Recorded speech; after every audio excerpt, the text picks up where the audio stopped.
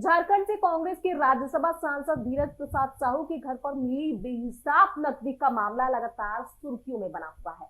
अब भाजपा की झारखंड इकाई के अध्यक्ष और पूर्व मुख्यमंत्री बाबूलाल मरांडी ने धीरज साहू की गिरफ्तारी की मांग की है।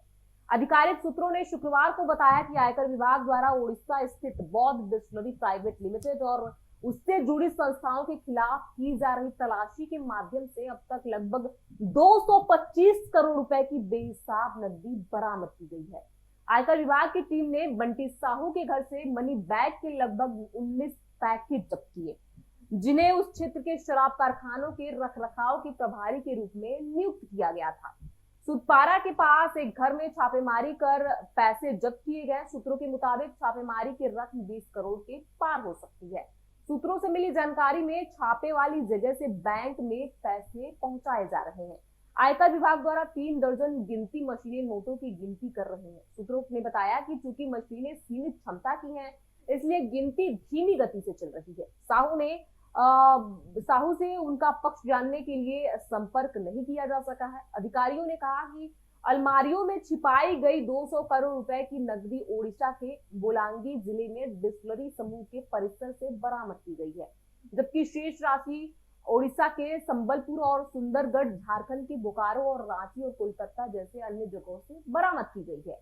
मरांडी ने मांग की है कि साहू के खिलाफ प्राथमिकता दर्ज की जानी चाहिए और उन्हें गिरफ्तार किया जाना चाहिए। इस बात पर जोर देते हुए कि इतनी बड़ी नकदी की बरामदी की गई है, उन्होंने मामले की गहन जांच की मांग की और आरोप लगाया कि नकदी का मामला सिर्फ कांग्रेस नेतृत्व के साथ साथ झारखंड के मुख्यमंत्री हेमंत सोरेन से जुड़ा हुआ है। उन्होंने कहा कि ये पैसा गरीबों की गाड़ी कमाई का, शराब घोटाले का है, जिसके संकल्पकर्ता भी झारखंड के हैं। उन्होंने कहा कि प्रदेश भाजपा जनता के पैसे की हो रही लूट कतई बर्दाश्त नहीं करेगी और सदन से लेकर सड़क तक इस मुद्दे को उठाएगी। एक्स पर एक पोस्ट में प्रधानमंत्री नरेंद्र मोदी ने विपक्षी पार्टी पर हमला करते हुए कथित तौर पर साहू से जुड़े एक व्यापारिक समूह के विभिन्न स्थानों से आईटी विभाग द्वारा 200 करोड़ रुपए नकद बरामद करने के बारे में एक समाचार रिपोर्ट को शेयर किया था।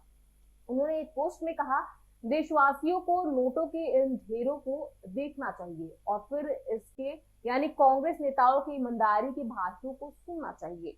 लोगों से लूटा गया एक एक पैसा वापस करना होगा, यह मोदी की गारंटी है।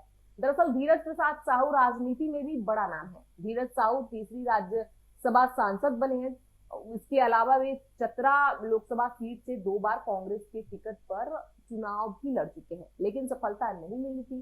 पहली बार धीरज साहू साल 2009 में हुए उपचुनाव में राज्यसभा सांसद बने थे। उसके बाद फिर 2010 में दूसरी बार और 2018 में तीसरी बार राज्यसभा पहुंचे।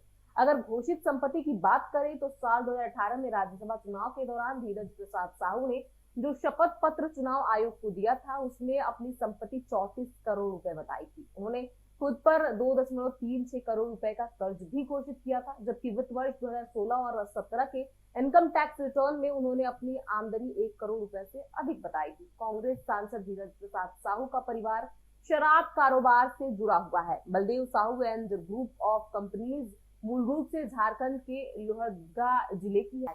कंपनी की बौद्ध डिस्टिलरी प्राइवेट लिमिटेड की साझेदारी फर्म है। इसी कंपनी की Baldev Sahu infra private limited, quality bottlers private limited और किशोर प्रसाद विजय प्रसाद बेवरेज प्राइवेट लिमिटेड भी है। ऐसे में इस पूरी खबर पर आपकी क्या राय है, हमें कमेंट बॉक्स में लिख के जरूर बताएं।